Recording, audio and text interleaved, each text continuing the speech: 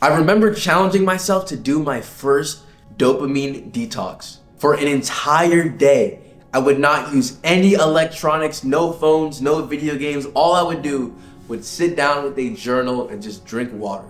The first hour went by, the second hour went by, and at first, it was boring, but slowly that boredom turned into mental agony, genuine pain, mind-numbing pain. That boredom became so incredibly painful. I literally felt so much pain. I was so dang bored that after 4 hours, I had to quit, bro. I ran back to my phone. I felt like a drug addict and going through withdrawal symptoms and finally getting a hit. Or a baby crying for hours and finally getting his binky, bro. Holy. And while I completely failed that challenge to reset my dopamine levels or whatever, I got to see how bad it was. I got to see the fact that I literally could not live without my devices. So I decided, all right, these apps are terrible for me. I'm going to delete TikTok.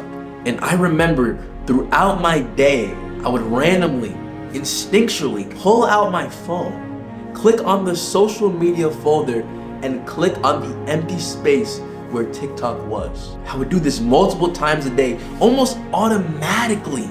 And I would only regain mental consciousness when I realized I was literally pressing nothing. It felt so weird. I literally had no control over this action. And again, I saw how crazy addictive this thing was, this phone, these social media apps were. And you wanna know what happened after that?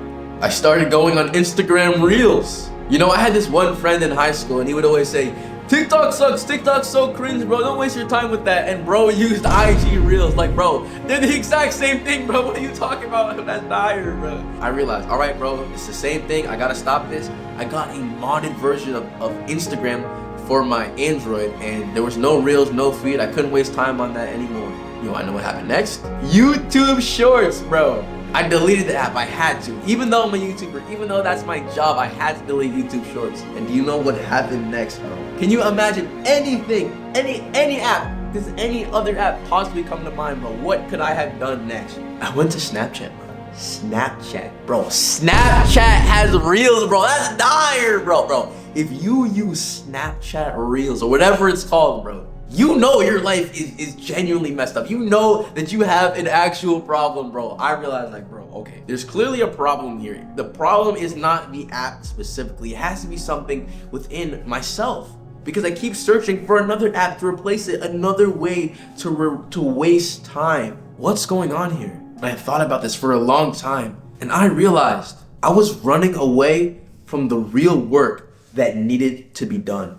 At the time, I had started my YouTube channel, but I knew that if I wanted to take it to the next level, I would have to tell genuine, authentic, raw stories of my past in order to inspire others to improve. But the problem is that those stories are filled with shame and embarrassment. The whole reason why I started self-improvement in the first place was because I was ashamed of myself. So to tell those stories to literally the entire world, knowing that everyone is watching, my parents, my friends, my little brother, girls that I like, to tell those stories and just have them out there was extremely scary. A few days ago, I was rizzing up a girl and I told her about my YouTube channel. Immediately, she slammed her phone down on the table and told me to search it up. I type it in and she scrolls through all my videos until she stops on the no fat video. She gave me the craziest side eye I've ever been given, bro. And my reaction? I just shrugged it off. Well, yeah, that's my video. I used to beat my meat, yeah. and it was just so calm and nonchalant for me, and I was surprised at this because posting that video, that whole process was extremely scary for me. It took me months to get myself to make the video. It took me a few days because I kept re-recording it because I was so self-conscious about it. It took me another month to send the video to my brother so he could edit it and then post it. So throughout that whole period of time in which I wasn't working on this video, what was I doing? I was procrastinating. I was wasting time scrolling video games, anime, whatever, just wasting time instead of focusing on the work that needed to be done. And you wanna know something? That video, the no fat video, is my most viewed video. And in the past 2 weeks, my channel has literally doubled in size because I have been telling these embarrassing stories. Because I faced my fear and committed to the goal of making 1,000 subscribers, 10,000 subscribers. I've been working harder than ever, facing my fears and wasting no time. Every day, I don't waste time anymore.